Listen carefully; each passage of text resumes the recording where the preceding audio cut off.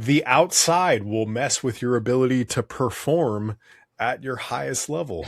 Yeah, the environment matters a lot, and I think a lot of people, when they're preparing for various athletic and sporting events, they neglect to take that into consideration, and they show up the day of, and they're like, "Oh, it's hot," and most people, the amount of consideration they give it is, "What am I going to wear for the event?" Definitely makes a consideration, but if you're preparing for a winter race versus a summer race, there are just other considerations that you want to keep in mind, because something as simple as 2-degree drop in Fahrenheit or 1 degree Celsius, something like that can drop your VO2 max about 6%. So things that people really don't consider. The optimal, usually like the endurance temperature tends to be around 52 degrees Fahrenheit. So anything warmer and you increase the temperature, and some of the other things that happen as you have your enzymes start to break things down. You kind of just speed through substrate. It improves or increases the rate of certain metabolic processes that lead to fatigue.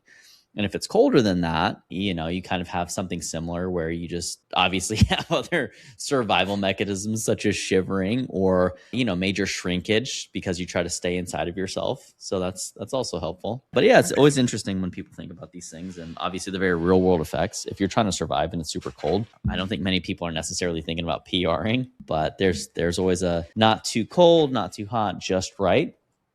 And the research seems to be, air temp 52. Chill factor is something else that you want to keep in mind. But most marathon world records get set 46 to 55 degrees. Yeah, Fahrenheit. I mean, the temperature was one thing. The wet was another thing, where how slippery it was outside. So like one of the obstacles is literally like it's probably 80 or 100-pound cement ball that you got to pick up.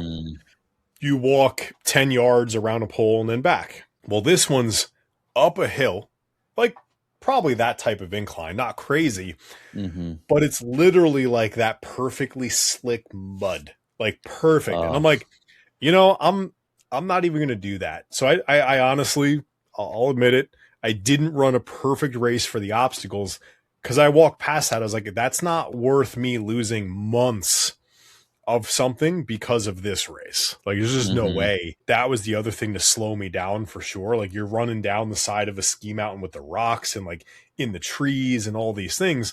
You're just asking for slipping and hurting yourself, which it's part of Spartan to an extent, which I'm fine with.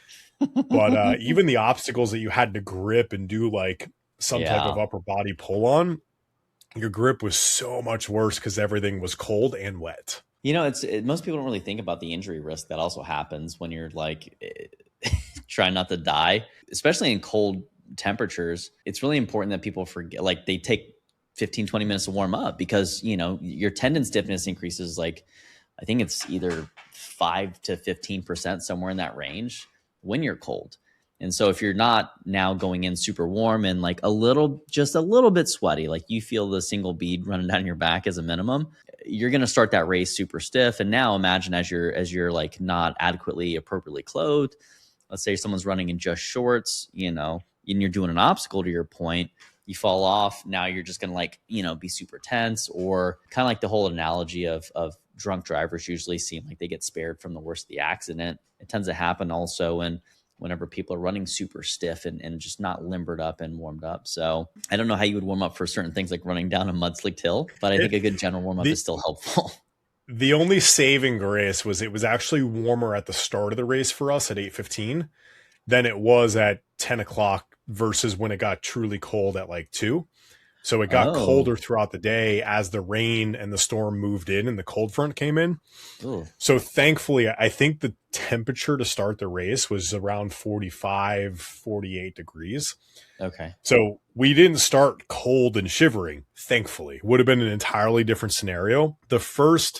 We plowed through 6.5, 7 miles in 2 hours. Oh, wow. It took us took us 4 hours to finish the second half of the race.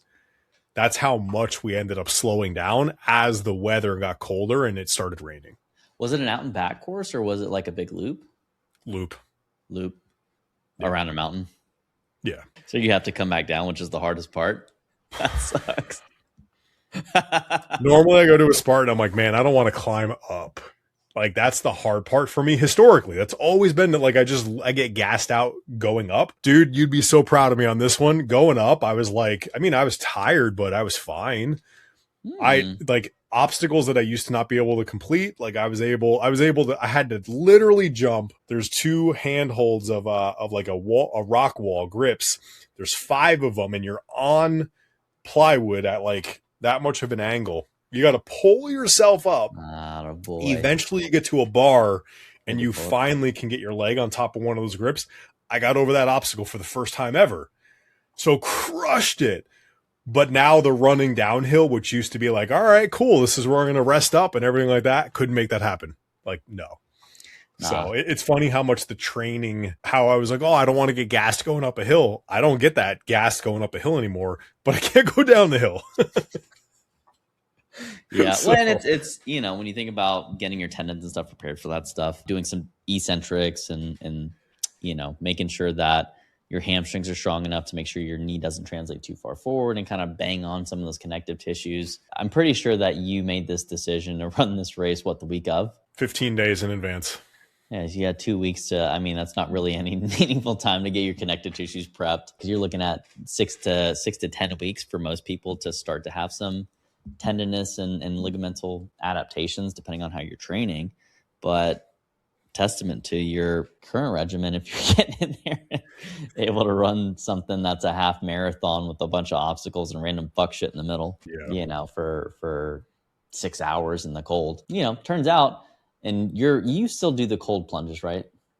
Yeah. Yeah. So that's probably one of the saving graces because what they were looking at is like, there's a researcher, Van Marken, and he basically was looking at cold immersion and adaptation and kind of shivering. And so the colder it gets, the more your body has to shiver to maintain a certain temperature and core temp so you don't die. Kind of essential. And so you take away your ability to leverage that energy that you're spending shivering for actual, obviously, like athletic performance. And what they found was that like 3 minutes of cold water immersion in like somewhere in the mid 50s Fahrenheit. By the way, like we speak in freedom units here. So if you're a Celsius or a metric person, go back to your country. No, I'm kidding. We love you. We appreciate that you're listening. I just don't know Celsius off the top of my head. So, but yeah, 3 minutes in like 55, give or take 5 degrees, really helped people increase their shivering threshold by about, a couple degrees Fahrenheit. So you buy yourself a little bit of efficiency the same way that if you're going to be running in the heat, which maybe we'll do an episode on heat adaptation, but general best practice is to immerse yourself in something that is going to be a little bit more aligned with that just from an environmental perspective. I think it was like 3 to 5 times a week for about a month or two prior. And it's supposed to help you, just get a little more acclimated to what that might feel like. So Yeah. some best practice tips on cold training. I do it 2 to 3 times a week, 52 degrees for 5 minutes, 5 minutes each time. So, which is, like we were actually saying during it, maybe that's one of the reasons why, like one of the guys who ran it, he was cold while we were finishing the race. Whereas I was like, it's cold out, but I'm not cold. Now, as soon as I stopped moving, I was obviously cold. Yeah. But That's he was wild. cold for the last hour or two. Like you could tell just like not great. Where I was like, yeah, it's cold out, but I'm not hurting right now per se. I don't feel threatened based upon how I feel. My only threatening thing was I don't know if I can get down the mountain now that I'm up it. I might need a ride down because I can't even walk down the side. Yeah, no, that running downhill shit's the thing that always kills. I feel like everyone above the age of 30 that's had any kind of athletic background, you fucking hate running downhill. I'm good. Yeah. You go faster, but then you're like, let me put the brakes on. But if it's muddy and cold, there's no brakes for you. It's lace up and pray. Yeah. But I did forget about one thing is that, as you are shivering and trying to maintain a certain core body temp below that 52 degrees, one of the best practices is also to consume about 30% more carbohydrate than what you would normally do, because the majority of that shivering is going to be considered a little more glycolytic. And so you'll burn more carbohydrate. So yeah, fun fact. You'd be proud of my pack. Oh yeah. I had lots of Gatorade in there, lots of electrolytes in there. I even decided to go a little bit extra and try to fend off some of that lactic acid buildup.